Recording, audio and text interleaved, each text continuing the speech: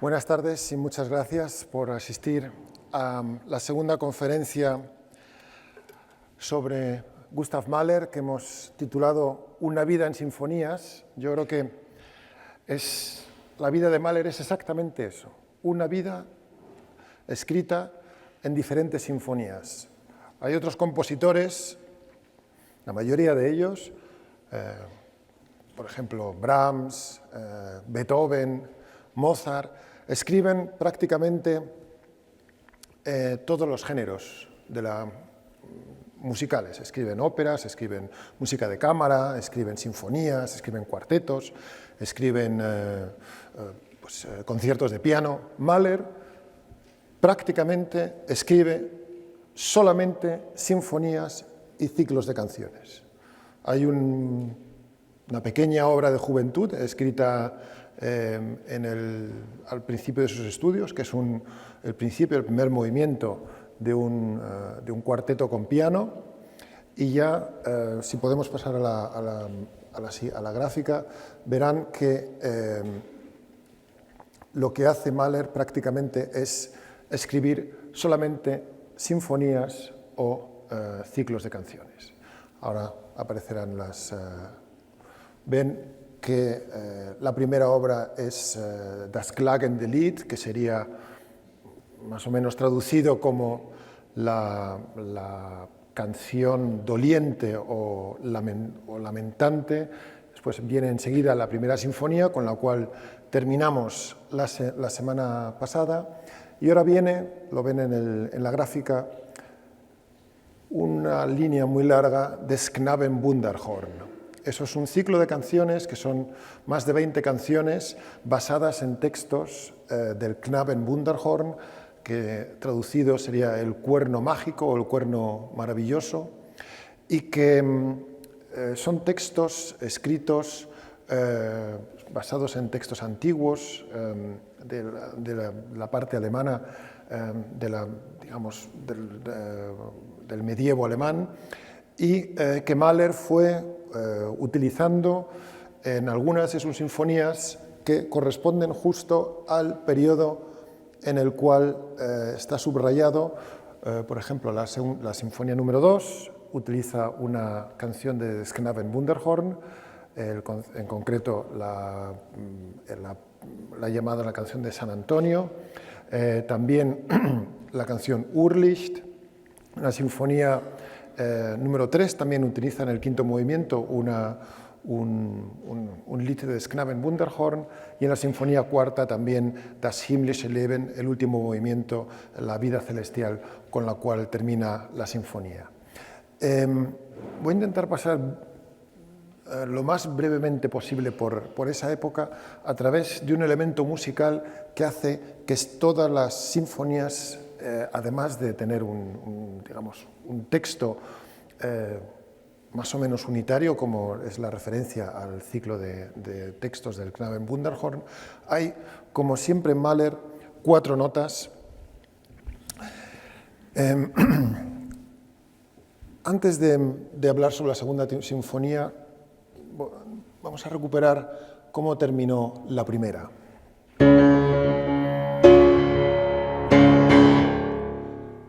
Termina después de un fortísimo, tal como recordaremos,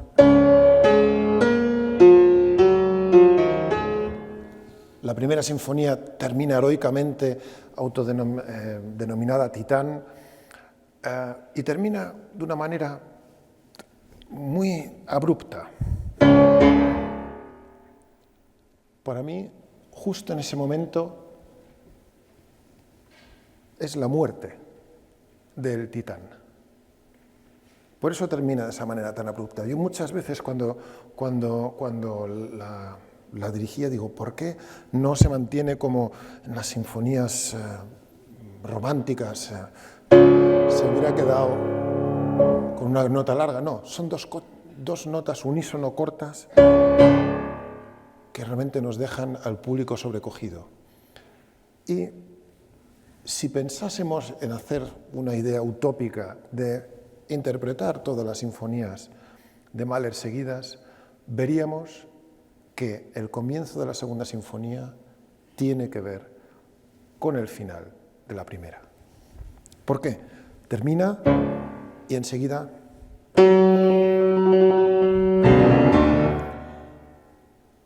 primero la tonalidad. Pasamos de re mayor, como termina la primera sinfonía, a do menor.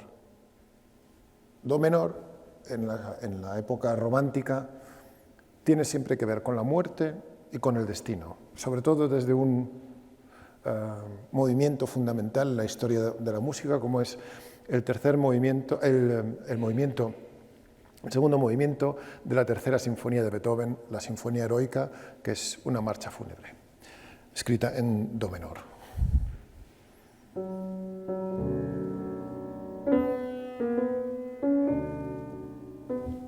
Que seguramente ustedes todos conocen. Bien, la sinfonía número 2 empieza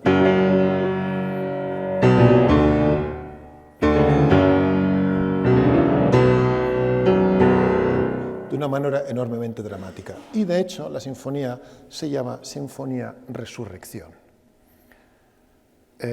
Y el primer movimiento fue una obra escrita como poema sinfónico previamente a terminar toda la sinfonía.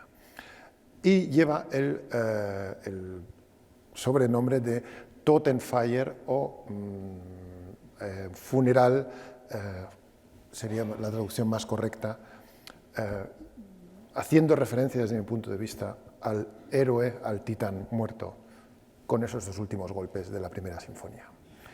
Pero, como decía, hay un elemento musical que lo une todo, que son estas 4 notas. Esas 4 notas ascendentes,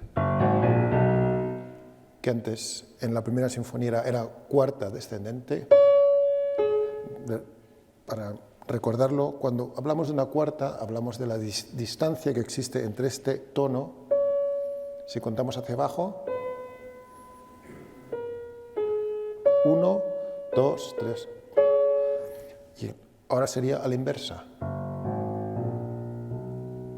Creo que se oye perfectamente. La distancia de aquí o de aquí. Vale. Mahler utilizará esto como elemento dentro, sobre todo, del scherzo y del final, como esa figura ascendente continuamente. Esas 4 notas aparecerán también después del pasar por la tercera sinfonía, que exigiría muchísimo tiempo y que termina de una manera triunfal.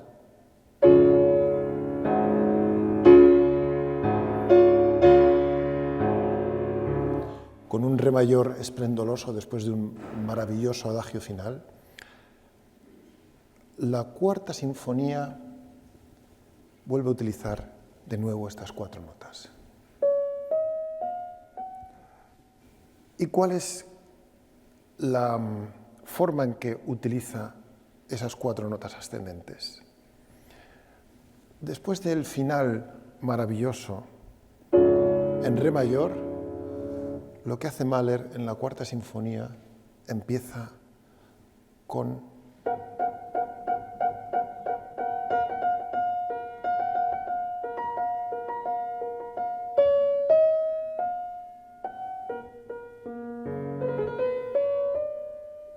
¿Lo oyen? Es lo mismo. Lo que ha cambiado es, primero, el carácter. Lo segundo que ha cambiado es la disposición en la cual están puestos esos cuatro tonos. Pero las notas y la interválica es la misma. ¿Y por qué es tan importante esto? Primero, porque en la cuarta sinfonía continuamente está utilizando el elemento humorístico, algo que hizo que la recepción de la cuarta sinfonía fuese extremadamente fría cuando se estrenó en Múnich. La gente, el público de entonces no comprendió primero el elemento irónico de esto lo toca las flautas y también lo toca un sonajero, como si fuese un Narr. En alemán viene a ser un arlequín, pero un arlequín, digamos, es la acepción más latina y más, digamos, de los países del sur. El arlequín tiene un elemento más cómico. El Narr, la traducción de Narr en alemán es mucho más compleja porque tiene un elemento también malvado e incluso un poco, incluso diría, diabólico. Por lo tanto, esa introducción de la ironía y el sarcasmo dentro de una sinfonía desconcertó a todo el mundo y sobre todo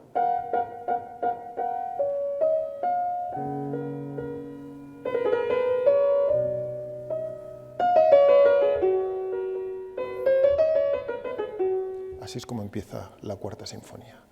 Pero si seguimos escuchando en la Cuarta Sinfonía el segundo movimiento, que está escrito expresamente de una manera extremadamente difícil para el concertino de la orquesta, necesitamos un violín desafinado, de tal manera que el primer violín, verán, si alguna vez van a escuchar la Cuarta Sinfonía, verán que tiene dos violines, uno con el que toca el primero, el tercero y el cuarto movimiento, y después un violín diferente que suena como está escrito como un fiddle. Un fiddle sería un violín de los cuales se toca la música popular y que está afinado de una manera diferente y que suena de una manera agria y fea, un poco precediendo ya a lo que haría después Stravinsky en la historia de un soldado, utilizando el violín como un elemento diabólico y como un elemento de utilización del sonido de una forma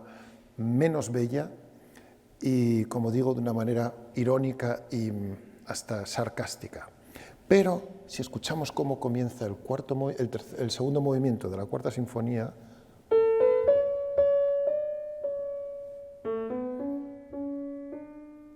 son otra vez las cuatro notas ascendentes.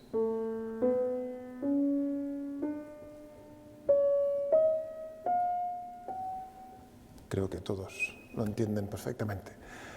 Y no solamente eso, cuando comienza el maravilloso tercer movimiento,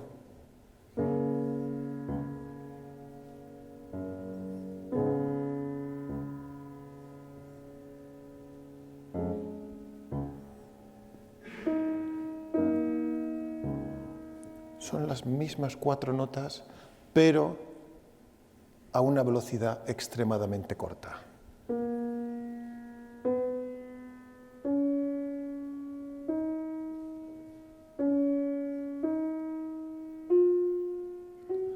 ¿Y por qué es tan importante estas cuatro notas? ¿Por qué?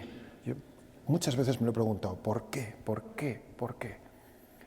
Porque ahora vamos a llegar al lugar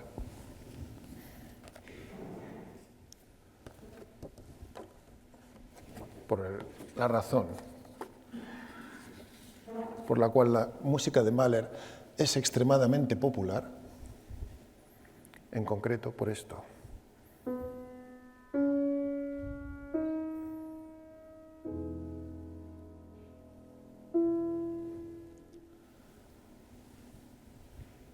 Lo volveré a tocar, no se preocupen. El movimiento lento, el famoso adagietto de la Quinta Sinfonía de Gustav Mahler, utilizado en la famosa película Muerte en Venecia de Luchino Visconti. Desde mi punto de vista, sobre todo en los países, digamos, del sur de Europa, esta película tuvo una importancia determinante en la popularidad de la música de Gustav Mahler. Y todo el mundo, cuando asocia la música de Mahler, la asocia precisamente con esas cuatro notas. Y voy a tocarles, es música maravillosa, sin ningún duda.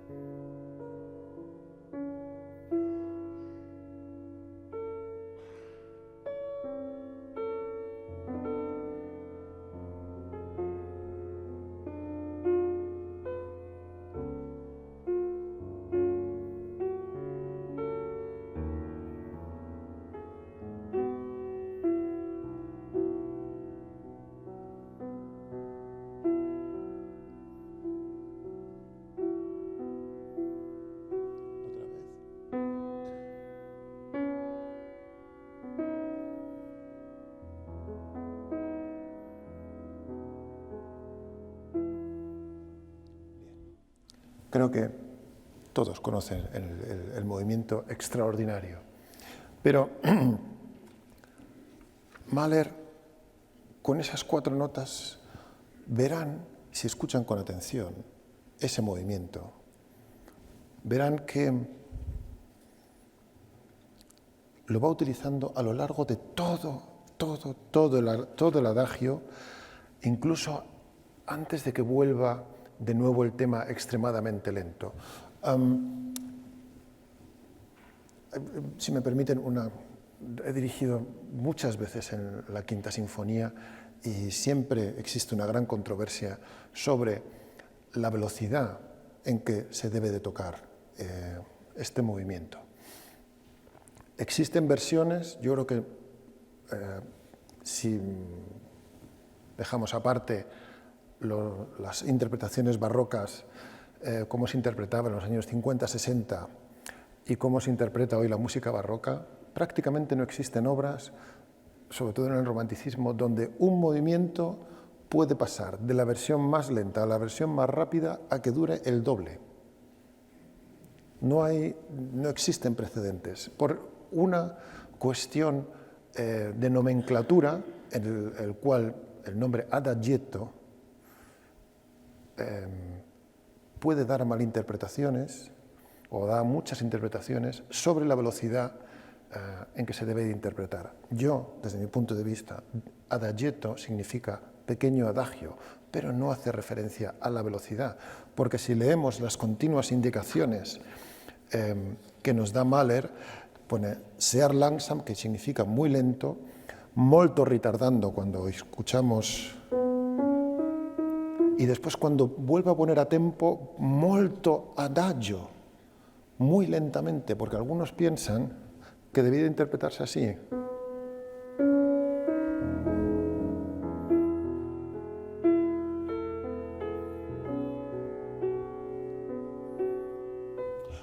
No, se pierde todo. ¿Por qué? Porque es una declaración de amor hacia una persona fundamental en la vida de Gustav Mahler, como es Alma Mahler.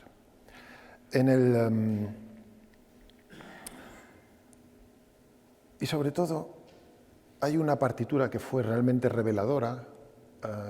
Cuando esta sinfonía se tocó en Ámsterdam, dirigida por el maestro Mengelberg, Mengelberg escribió sobre la melodía un texto en alemán que era una declaración de amor, justo que coincidía con las palabras de la melodía de toda la melodía principal del cuarto movimiento del adagietto.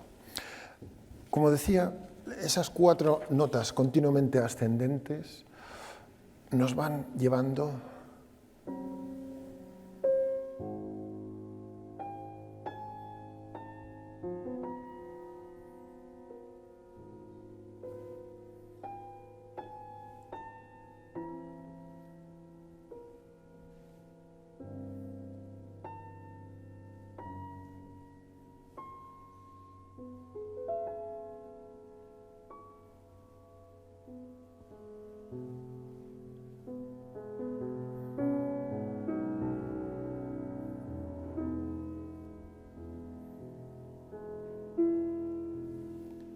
¿Lo han visto? Son las mismas notas repitiéndose,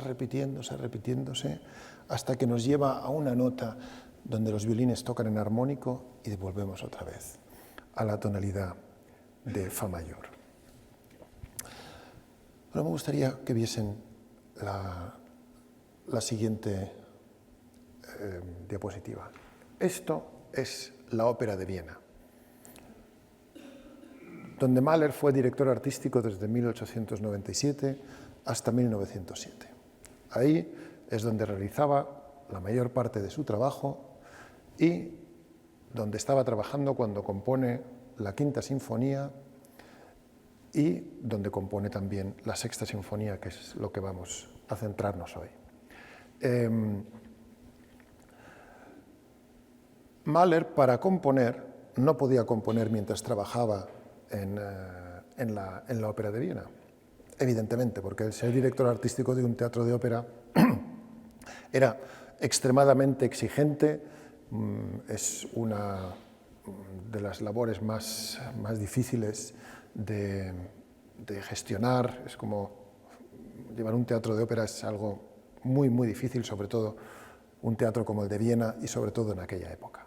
Y él se hizo construir para componer en verano esta casita que ustedes ven, donde él se aislaba absolutamente e incluso obligaba a la persona que le llevaba el desayuno, porque él se levantaba muy pronto, se bañaba en el lago que ustedes ven al fondo, y se encerraba en su casa y obligaba a que la persona que le acercaba el desayuno no hiciese ruido mientras le acercaba el desayuno y se lo dejase en la puerta de tal manera que él no tuviese ningún contacto con nadie cuando empezaba a componer.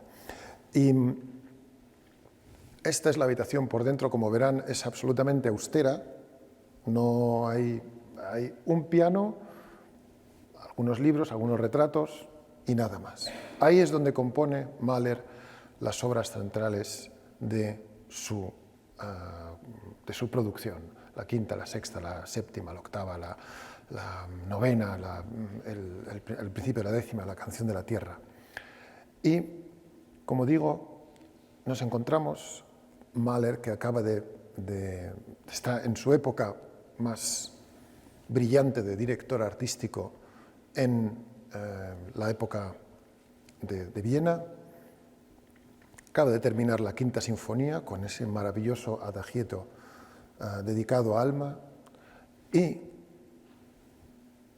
tiene la necesidad de escribir una sinfonía que no tiene precedentes, la Sinfonía número 6, sobredenominada Sinfonía Trágica. ¿Por qué? ¿Por qué necesita Mahler escribir una sinfonía de este dramatismo donde no existe ningún, sobre todo cuando termina, no deja ningún tipo de lugar a la esperanza? Y se llama la Sinfonía Trágica y también por muchos reconocida como la Sinfonía de los golpes del martillo. Golpes del martillo. Bien. ¿Qué une la Sinfonía cuarta, la Sinfonía quinta y la sexta? Estas notas.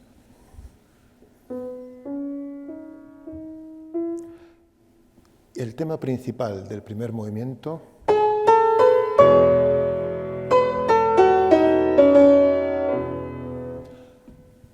como verán, es lo mismo. Son esas cuatro notas que si en el movimiento lento de la Quinta Sinfonía aparecen de una forma absolutamente tímida y casi pidiendo perdón, en la Sexta Sinfonía aparecen de una forma violenta, irrumpiendo dentro de lo que es el discurso orquestal de una manera casi violenta. Pero, ¿cómo? ¿De dónde parte esa maravillosa primera parte del adagietto a utilizar un martillo como los golpes del destino, que finalmente se cumplirían? La Sexta Sinfonía tiene 3 golpes. Tenía originalmente 5 golpes del destino. Después los dejó en 3 y finalmente la interpretación de hoy son 2. Se toca solamente 2 golpes de martillo. Yo no sé si muchos de ustedes han visto la Sexta Sinfonía en vivo, si la han visto seguro que lo recordarán.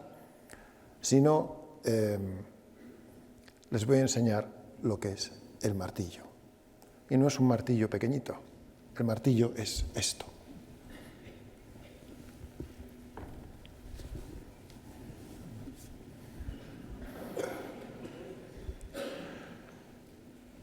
Y el sonido que hace es este.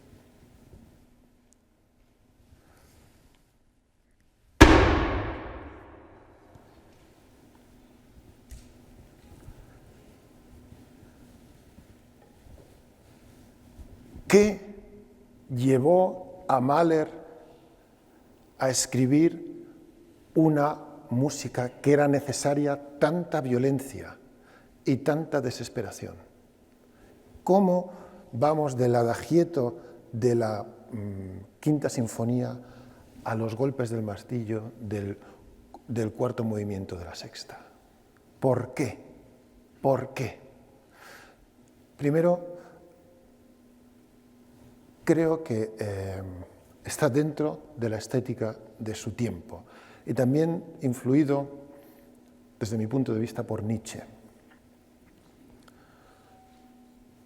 Si cogemos comparativamente otras obras que sean autobiográficas, por ejemplo, Ricardo Strauss, La vida de héroe, o incluso Ricardo Strauss como se veía a sí mismo en Muerte y Transfiguración, o incluso Ricardo Strauss en Don Quijote. Yo siempre he tenido la sensación de que cuando escucho el final de Vida de héroe, o incluso el principio de Zaratustra,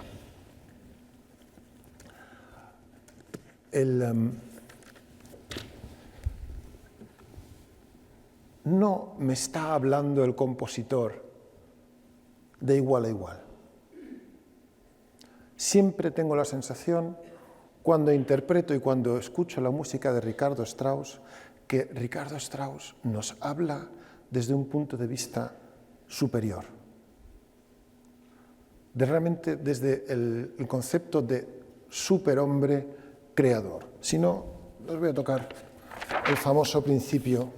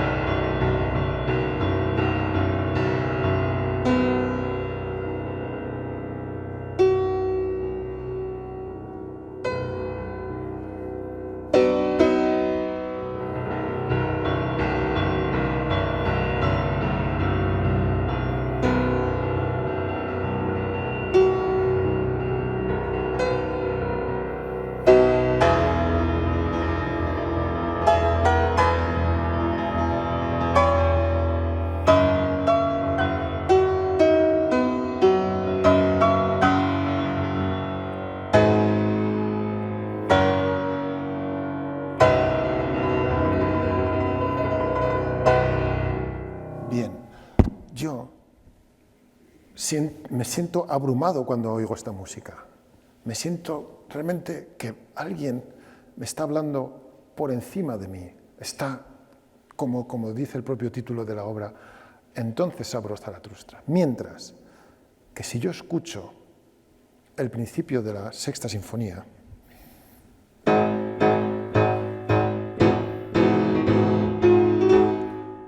esa energía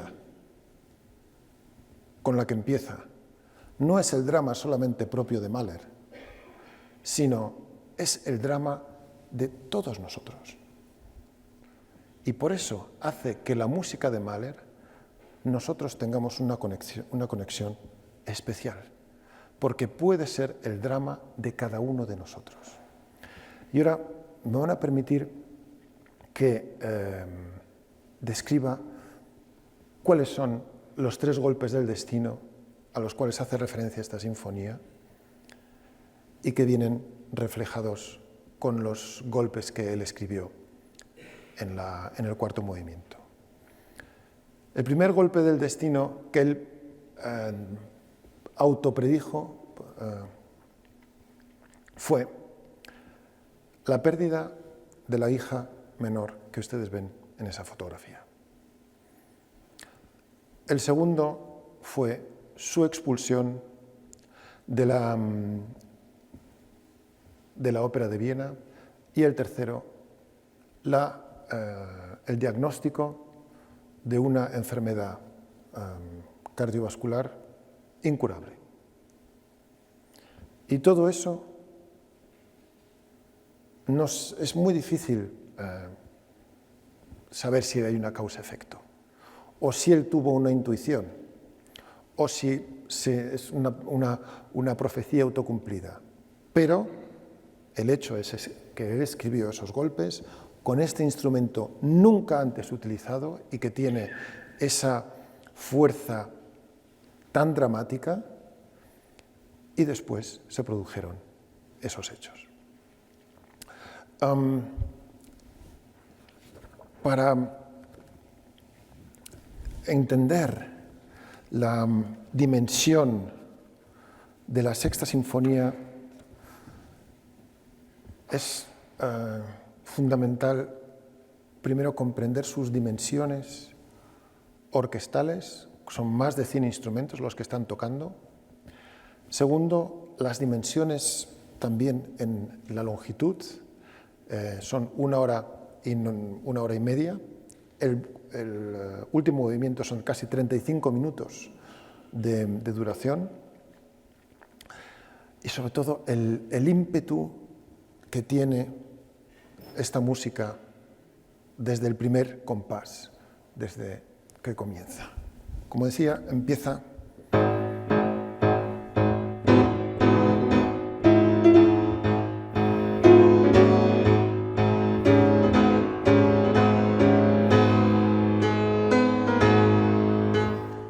es una música donde parece que Mahler nos está llevando a una marcha que tiene algo ya de dramático, y lo más importante es la aparición de este ritmo.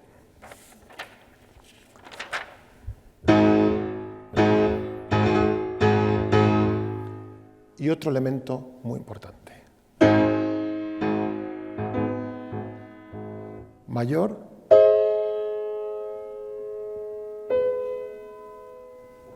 el que es como cuando tocamos este acorde en esta sinfonía. Este es un acorde, el acorde mayor siempre está relacionado con la alegría, realmente con la alegría, no con el dramatismo. Y siempre que aparece este acorde, se oscurece casi inmediatamente. Es como si Mahler no se permitiese a sí mismo ser feliz. Es como si de repente, cada vez que aparecen las trompetas, todas las veces, continuamente.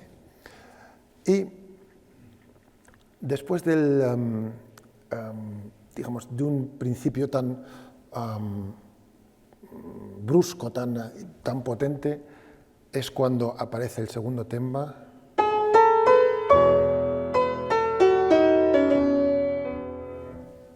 Como está puesto aquí, igual que en la sinfonía, el tema de alma, que viene, tal como explicaba antes, directamente de él.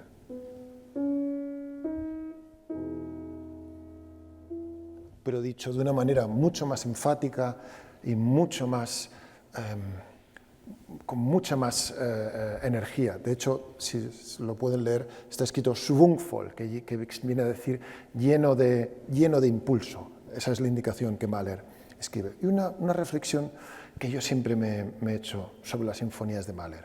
Mahler, a los directores que dirigen sus obras, continuamente les está escribiendo en sus partituras información, mucha información.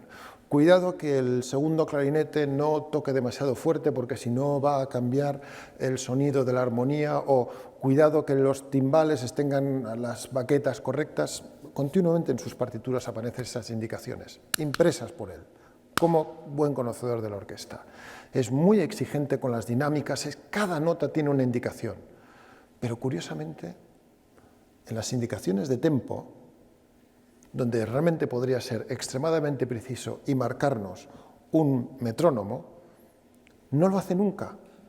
Hace indicaciones de tempo tan ambiguas como allegro enérgico ma non troppo, y después, en alemán, heftig aber markig. Allegro enérgico ma non troppo puede ser desde versiones que van desde el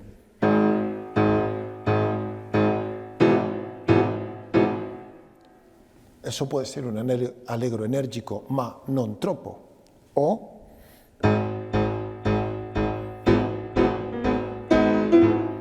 también es un allegro enérgico ma non troppo. Lo que a mí siempre me ha resultado extremadamente curioso, que nunca nos da un metrónomo orientativo a los directores, y la razón es porque él era director de orquesta y porque sabe que cada sala es diferente, cada público es diferente, cada situación es diferente, cada orquesta es diferente. Lo que le importa a Mahler no es la velocidad, no es si el tempo es rápido o lento, sino que tenga el carácter. El carácter es lo importante, la expresión es lo importante. Y como decía, tampoco aparece ninguna indicación de tempo cuando aparece el tema de armas, sino simplemente schwungvoll, lleno de energía, lleno de impulso. Y durante el primer movimiento verán que continuamente aparecen estas cuatro y después ocurre algo extraordinario.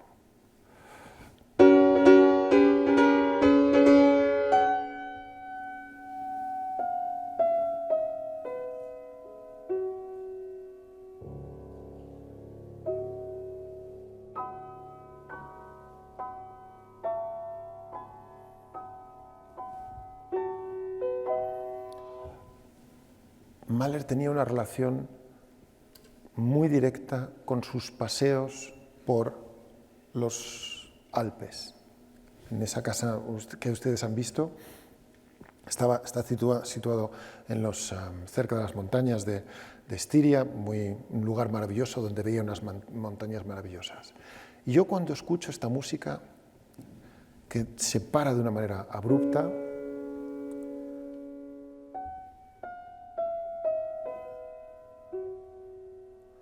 es como si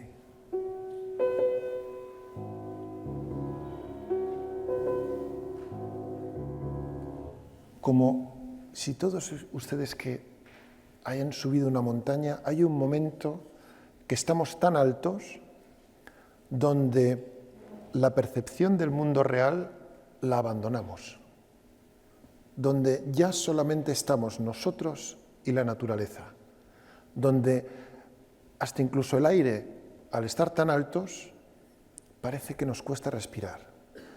Y la percepción de la realidad se convierte en algo totalmente diferente. Y es como si Mahler de repente nos quiere explicar con su música que eso es lo que él siente cuando abandona finalmente ese estado real. Y creo que también tiene que ver con su ocupación como director artístico de Viena. Creo que esa energía del principio tiene que ver con su lucha por lo artístico, por llevar a la ópera de Viena a lo más alto, por luchar contra la mediocridad, contra todos sus enemigos, que tenía realmente una legión de enemigos durante su época en Viena. Y necesita de repente de esa música de evadirse. Y escuchamos acordes realmente maravillosos, como si fuese un coral desde lejos.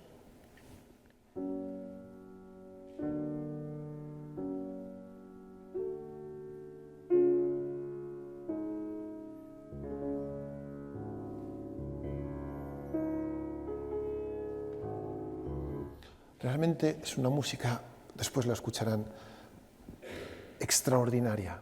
Con los mínimos elementos nos lleva al lugar más lejano, el cual ustedes tengan en su imaginación. Y durante el primer movimiento hay un momento que parece que va a estar siempre ahí. Y de nuevo retoma con energía. otra vez la lucha, otra vez el continuo luchar por esa batalla por todo que tiene Mahler contra todo, contra sí mismo, contra sus enemigos, hasta incluso contra el propio Strauss, el cual criticó, y fue una cosa que le afectó profundamente a Mahler, dijo que la Sexta Sinfonía estaba sobreinstrumentada. Fue una de las críticas que más le dolió en vida a Gustav Mahler. Y el primer movimiento termina de nuevo recogiendo las primeras notas.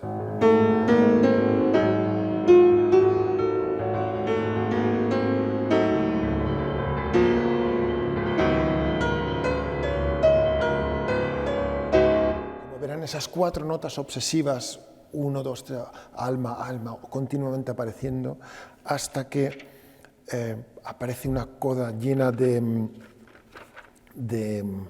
fuerza, donde hay un momento donde realmente todos los instrumentos tocan ese final.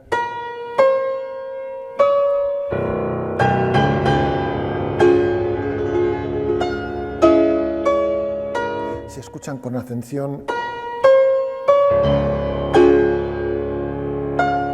Es un momento de un dramatismo extraordinario, y con ese grito, con las últimas 3 notas del tema de Alma expandidas hasta la eternidad, con un impulso tremendo, es como termina el primer movimiento.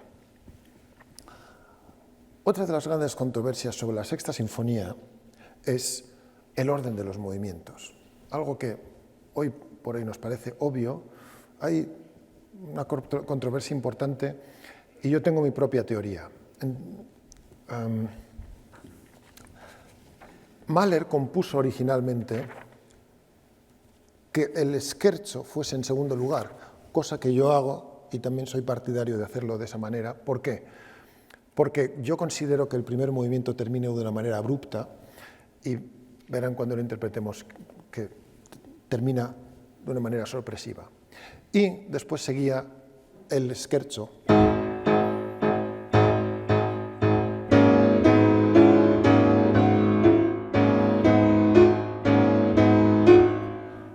Es necesario todavía esa energía del scherzo para entender que la energía del primer movimiento no es suficiente. Todavía necesitamos para compensar la longitud y la fuerza del cuarto movimiento, es necesaria ese orden de los movimientos. Y en el scherzo aparece una de las cuestiones todavía hasta incluso más dramáticas desde el punto de vista como director. Hace una pequeña referencia a su pequeña hija. Dice que le inspiró este momento musical viendo jugar a su hija. La música...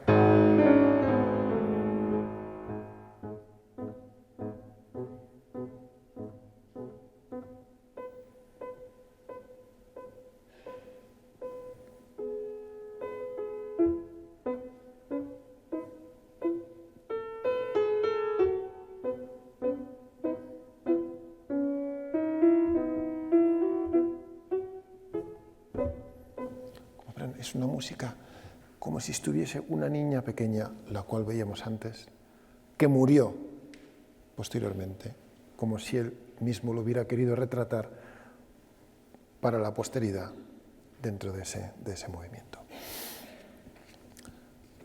Y una vez que termina el scherzo, entramos en uno de los movimientos más bellos, desde mi punto de vista, escritos por Mahler, como es el andante moderato. De nuevo, solamente andante moderato, no indicación de metrónomo.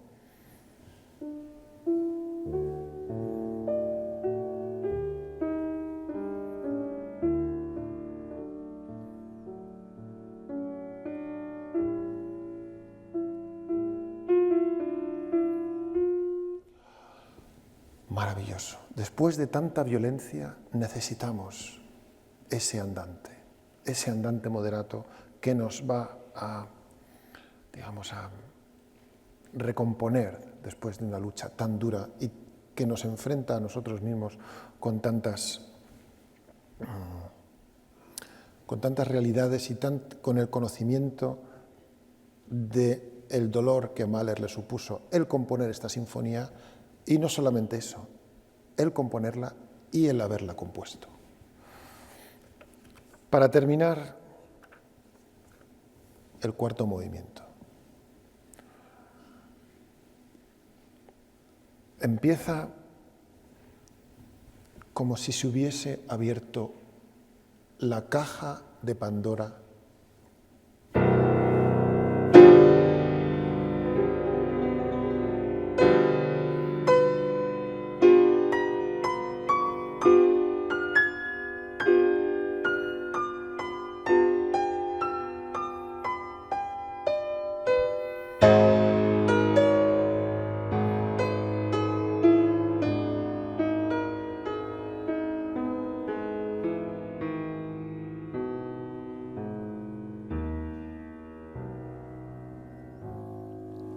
Es un principio que nos deja a todos absolutamente descompuestos, sobre todo porque recordamos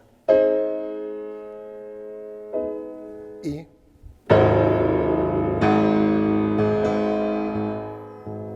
el ritmo que continuamente nos está recordando el primer movimiento.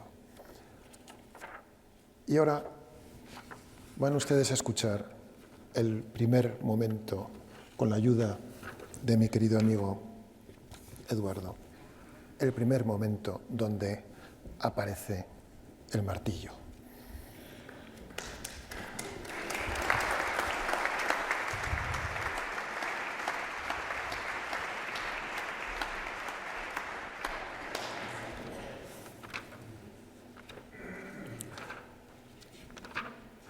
La música se condensa de una manera extraordinaria. Toda la orquesta está tocando en ese momento, toda la orquesta está tocando y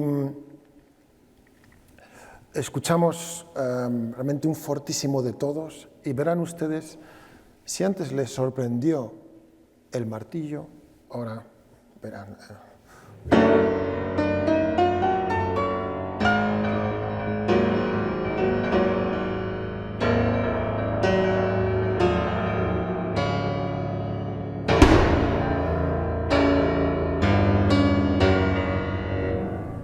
Es un momento terrible, terrible, que nos deja conmocionados. Si alguno de ustedes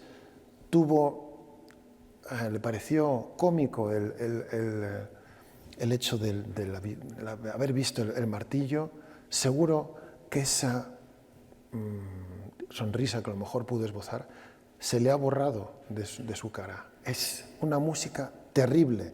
Es como si en ese momento en la orquesta se abriese no la caja de Pandora, sino directamente entrásemos en las puertas del infierno. Y ese es el primer golpe que sufre el héroe que va caminando desde el principio. Hay otro golpe de martillo y la sinfonía, de nuevo necesito la ayuda de Eduardo, la sinfonía termina con un golpe que en principio estaba escrito al final de todo, y ustedes escucharán perfectamente cuándo es el golpe, sobre todo porque escucharán el ritmo.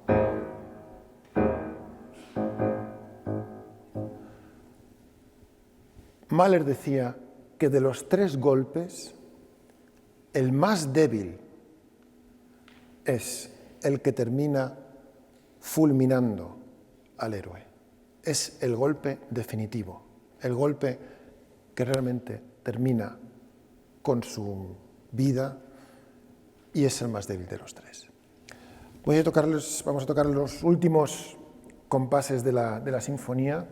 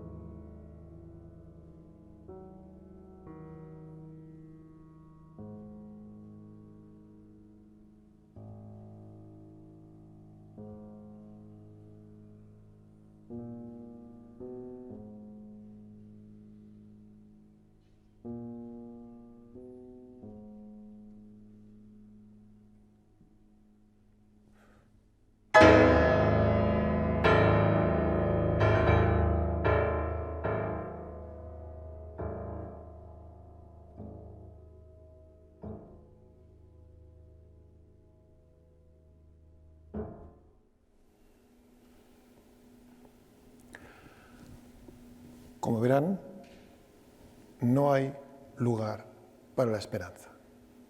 No es un final ni conciliador, ni que deja abierto nada, lo cierra. No existe nada más. Todo lo que hemos visitado se ha vuelto a cerrar. Estamos otra vez ante las puertas del abismo, se ha abierto y no hay ninguna esperanza. Esa es la lectura que yo hago de la Sexta Sinfonía.